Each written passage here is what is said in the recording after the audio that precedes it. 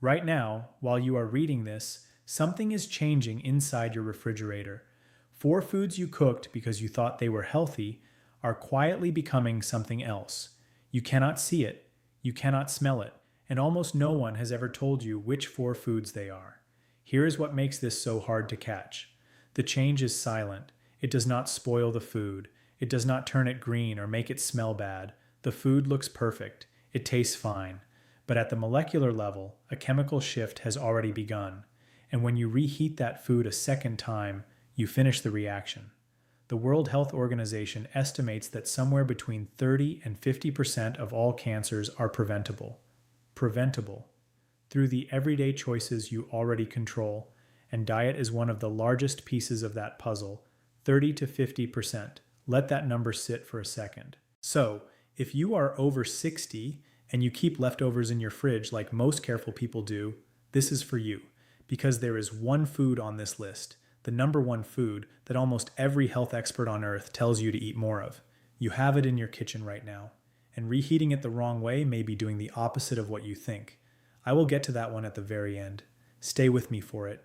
Before I go further, do me one small favor. In the comments, type yes if you reheat your leftovers more than once. Just yes.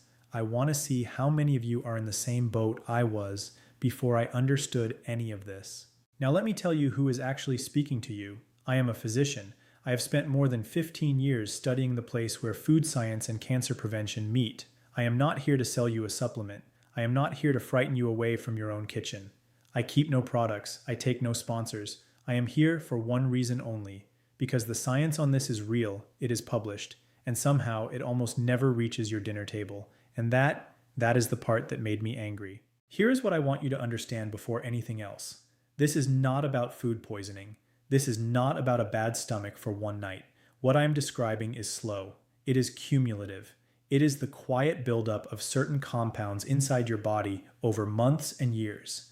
The kind of thing that gives no warning at all, until it becomes very hard to undo. Cancer almost never happens overnight. It is a slow process, a gradual one. And the building blocks of that process often come not from cigarette smoke or factory smog, but from your own stove. Now, I need to be honest with you about something because honesty is the whole point of this channel. Reheating leftovers is not evil. Eating leftovers is far safer than eating spoiled food or skipping meals. So please do not walk away terrified of your refrigerator. That is not the lesson. The lesson is much narrower than that. It is about which foods and how many times and at what temperature. Small, specific things. You will be able to act on every one of them by the time this is over. So why has no one told you? Here is the truth. It is not your doctor hiding it from you.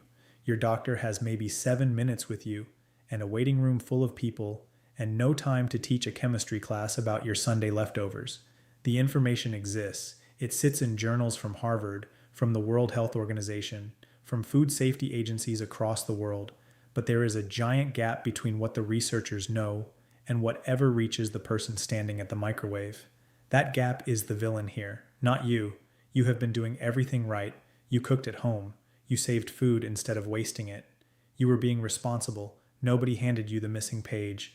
Let me hand it to you now. I need to give you 60 seconds of simple chemistry first. Please do not skip this. This is the key that unlocks everything else, and I promise to make it painless. When food is cooked the first time, heat does predictable things. Proteins unfold, starches soften, fats loosen. Normal, expected. But when that food sits in the cold for hours or days, and then you blast it with heat a second time, a different set of reactions wakes up. And there are 3 of them I want you to remember. The first is oxidation. Think of a sliced apple left on the counter. That brown color creeping across it, that is oxygen attacking the flesh. The same thing happens to the fats and proteins in stored food, just invisibly.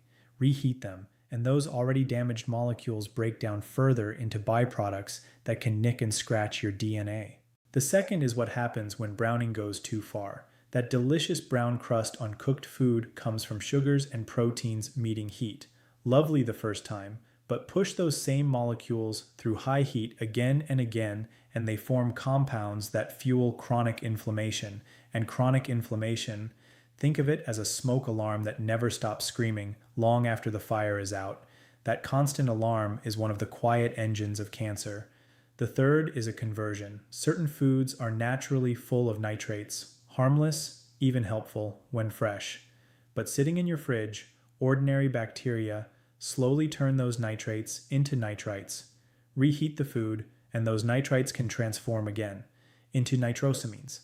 And nitrosamines are among the most studied dietary cancer risks there are. Oxidation, runaway browning, nitrosamine formation. 3 names. Keep them in your pocket, because you are about to see at least one of them show up in every single food I name. Now let me introduce you to someone. Her name is Margaret. She is 73, a retired schoolteacher from a small town, a widow, living alone in the house where she raised 3 children. And I want to be clear, Margaret is not one single patient. She represents a pattern I have seen dozens of times over the years, but every detail of her story is true to that pattern. Here is Margaret's ritual. Every Sunday afternoon, she cooks for the whole week. It started after her husband passed. Cooking 1 meal a night for one person felt lonely, she told me, so instead she batch cooks. Rice in a big pot, chicken breasts, grilled and sliced, a tray of eggs, boiled and ready, a pan of sautéed spinach. She lines them up in blue-lidded containers on the second shelf of her fridge. She was proud of it, and honestly, she should have been. It kept her eating real food instead of takeout. Then came the day that changed everything.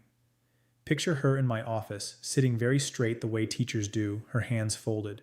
Her routine blood work had come back, and one marker of inflammation was higher than it should be, not an emergency, but enough to make her go quiet. She looked up at me and said, very softly, "Am I doing something wrong? I have been trying so hard. Hold that question. I am going to answer it.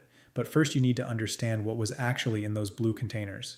Because the answer surprised even me. Let me count them down. 4 foods. And I am starting with number 4. Number 4 is cooked rice. Rice feeds more people than any food on earth. More than 3 billion people lean on it. And billions reheat yesterday's rice every single day without a second thought. I did it for years, but here's the strange part. The real problem has almost nothing to do with the reheating itself. It is about what happens in the cold in the hours between the first cooking and the second. As cooked rice cools and sits, it becomes an almost perfect home for a common bacterium. This bug is naturally in raw rice to begin with. It survives boiling, and in rice left too long at room temperature or lingering days in the fridge, it can multiply. Now here is the part most people get completely wrong. When you reheat that rice, the heat may kill the bacteria, but it does not destroy the toxin they already left behind.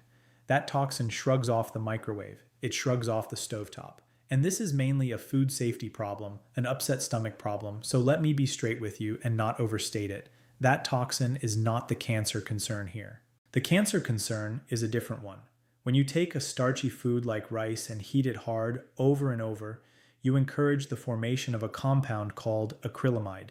It forms when natural sugars react with an amino acid under high dry heat. And this one is not a maybe.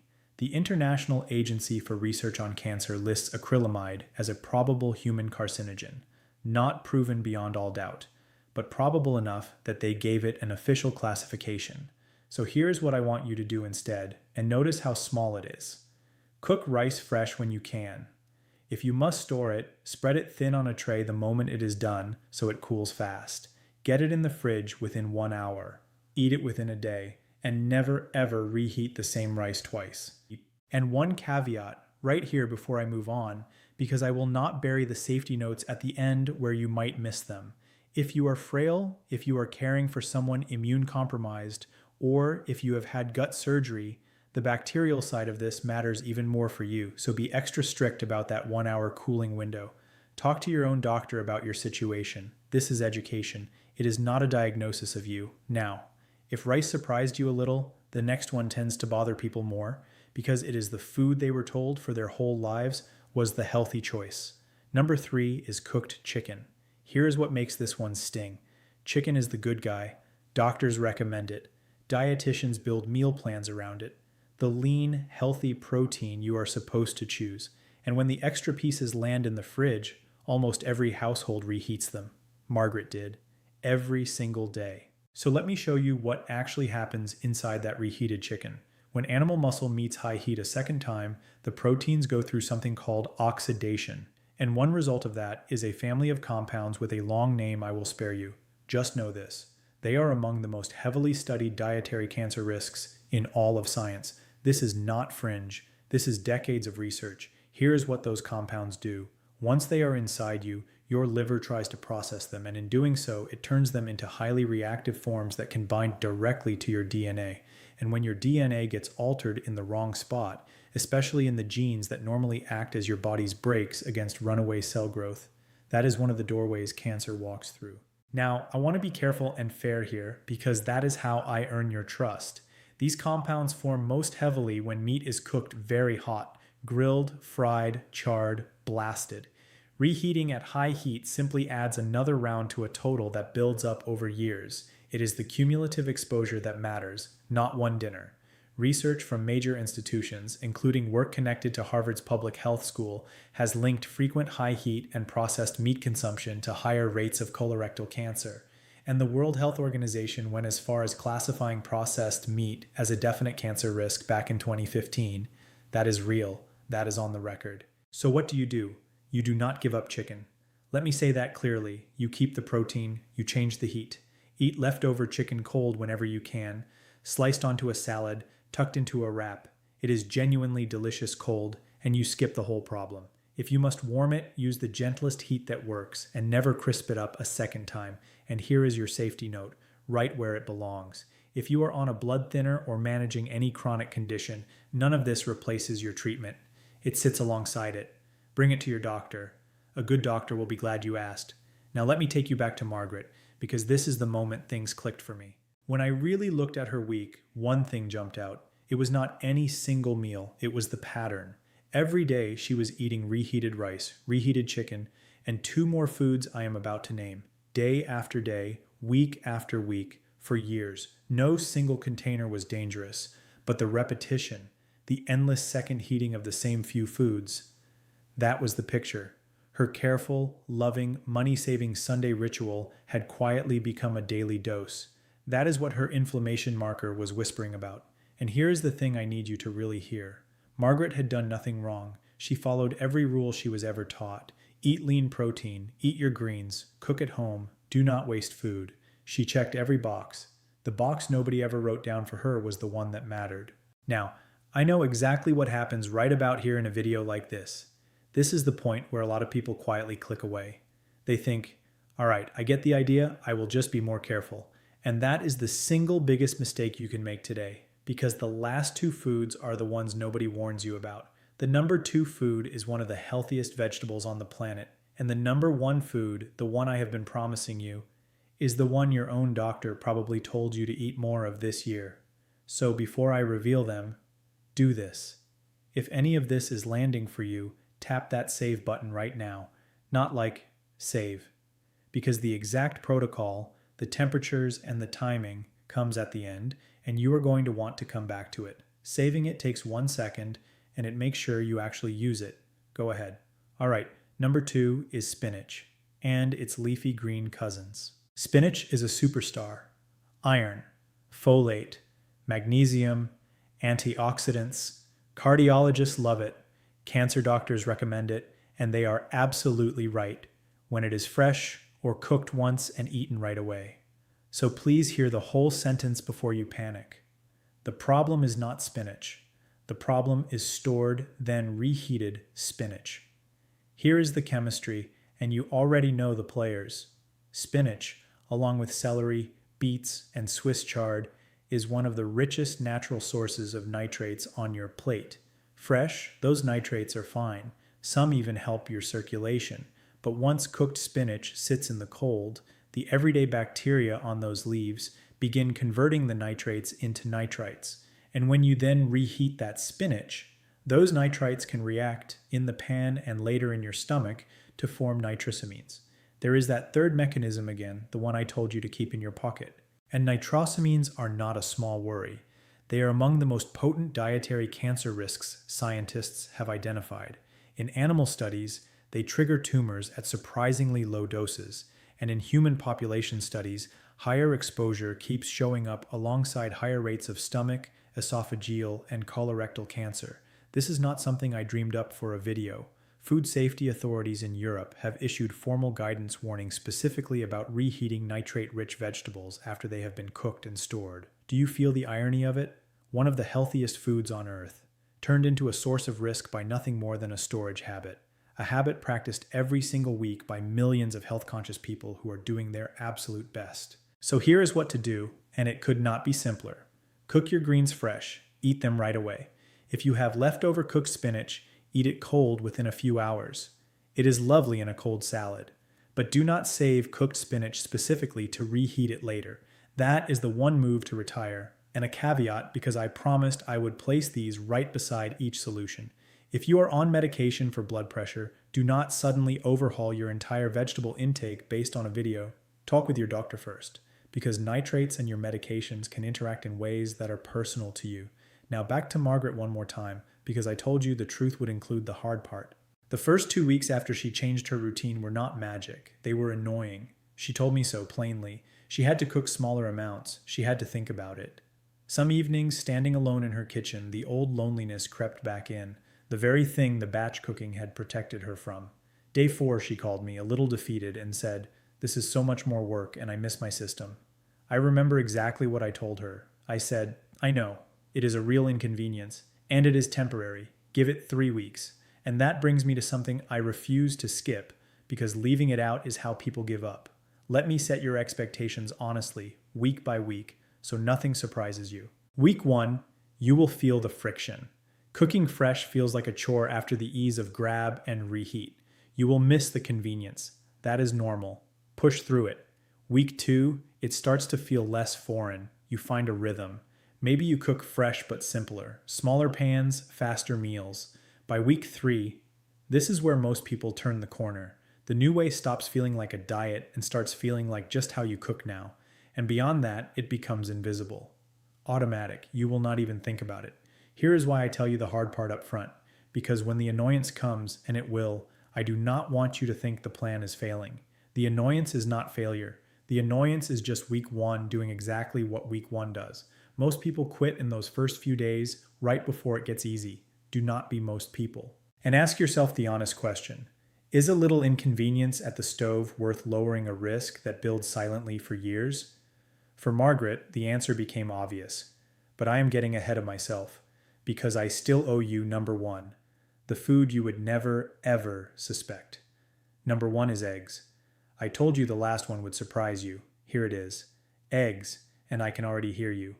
Eggs? The food my doctor told me to eat more of? The perfect protein? Yes, that one. And before you dismiss this, stay with me for 60 seconds, because this is the part that changed how I think about my own breakfast. Let me be fair to the egg first, because it deserves it. Eggs are close to nutritionally perfect. Every essential amino acid your body needs. Choline for your brain, selenium for your cells, lutein for your eyes. Eaten fresh, an egg is one of the finest foods you can put on a plate. I eat them. I want you to keep eating them. So this is not an attack on eggs. It is a warning about one specific thing you do to them. Here is the specific thing. An egg is roughly 1/10 fat, and most of that fat lives in the yolk, right alongside its cholesterol. When you cook an egg the first time, those fats begin a gentle, normal oxidation. Fine, expected. But when you refrigerate that cooked egg and then hit it with high heat again, especially a hard microwave blast on scrambled eggs, the oxidation restarts and races ahead much faster the second time. And it produces something researchers have been circling for a decade now: oxidized forms of cholesterol. These specific compounds form when cholesterol-containing foods are heated again and again. And here is the word that matters. In laboratory studies, these compounds have shown genotoxic effects. Genotoxic.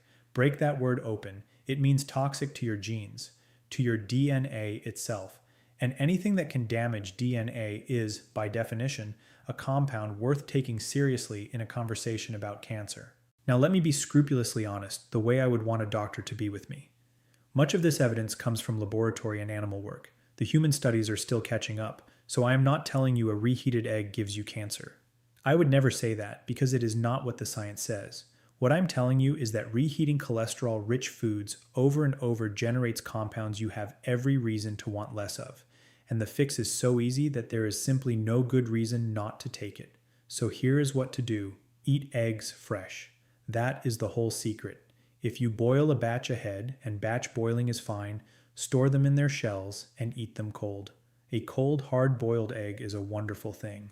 What you want to avoid is throwing scrambled eggs or an omelet into the microwave the next morning and cooking them a second, violent time. And if you ever must warm an egg dish, use gentle, low heat, never a high blast. That is it. That is the entire change. Now let me bring Margaret home because you have earned the ending.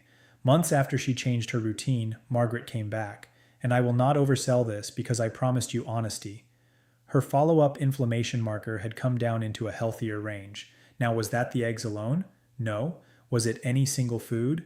No. It was the whole pattern shifting. Fresher food, less repeated reheating, more variety on her plate. And I have to tell you plainly, her results were on the better end of what I usually see. Yours may move faster or slower. Some people barely notice a change in their numbers, and that is okay too, because you are lowering a risk you cannot feel either way. What matters is the direction. But the number was not the part that stayed with me. It was what she said. She sat in the same chair, hands folded the same way, and she told me, I stopped thinking of cooking as a chore for one. I started thinking of it as the one thing I do just for me. She had reframed the whole thing. The loneliness she had been outrunning with those blue containers. She met it instead at the stove. Fresh food most nights. Made with attention. For herself. Because she was worth the trouble. That is the real transformation. Not a lab value. A woman deciding she was worth cooking fresh for. So let me pull all four together for you, quickly, so it locks in. Number 4, rice. Cool it fast, eat it within a day, never reheat it twice. The concern, a probable carcinogen that builds with repeated high heat, plus a food safety toxin that survives reheating. Number 3, chicken. Eat it cold when you can, gentle heat if you must, never crisp it twice. The concern, DNA reactive compounds that build up with cumulative high heat exposure over years. Number 2, spinach and leafy greens. Fresh or cold, never saved just to reheat. The concern, nitrates converting to nitrites, then to nitrosamines, one of the most studied dietary risks there is. Number 1, eggs. Fresh or cold from the shell, never a high microwave reblast. The concern, oxidized cholesterol compounds that behave badly in laboratory studies. 3 mechanisms showing up again and again. Oxidation, runaway browning and inflammation. Nitrosamine formation, that is the whole map. Now let me give you the exact protocol because I promise specifics, not vague advice. Write these down, or better yet, open the note you saved. 1. The 1-hour rule. Any cooked food you plan to keep, get it cooling within 1 hour, spread thin so it cools fast, then into the fridge. 2. The 1 reheat rule. Cook once, reheat once, maximum. After that, eat it cold or let it go. Repeated reheating is where the trouble concentrates. 3. The gentle heat rule. When you do reheat, especially proteins, use low and slow. A warm oven or a gentle pan beats a screaming hot microwave, which creates uneven hot spots that speed up oxidation. If you own a food thermometer, keep protein reheating below roughly 165 degrees Fahrenheit. That is warm enough for safety, gentle enough to limit the damage. 4. The cold plate habit. Make cold your default for leftovers. Cold chicken on salad, cold boiled eggs, cold greens. Half the foods on this list are better cold and completely sidestep the problem. 5. The smaller pot rule. The single most powerful change. Cook a little less so you have fewer leftovers to reheat in the first place. Solve it before it starts. None of this costs a penny. None of it needs a special gadget. It is not about fear. It is about a handful of small, informed choices that quietly lower your exposure over the years that matter most. And here is what I want you to hold on to. The fact that you stayed to the end of this. That already puts you ahead of almost every person out there. Most people will never learn this. You just did. You are not a passive patient anymore. You are someone who understands the why behind your own kitchen. That is real power, and it is yours now. So let me ask you to do 2 things. First, type the words I finished in the comments, so I know you made it all the way through. I read them, everyone. Second, and this matters more, Think of one person, one specific person who reheats their leftovers without a second thought. Your husband, your sister, your grown child living on meal prepped chicken and rice. Send this to that one person today, not tomorrow, today, not to scare them, just to hand them the same missing page someone finally handed you. They deserve the chance to choose exactly as much as you did. And before you go, there is one more thing I did not tell you today.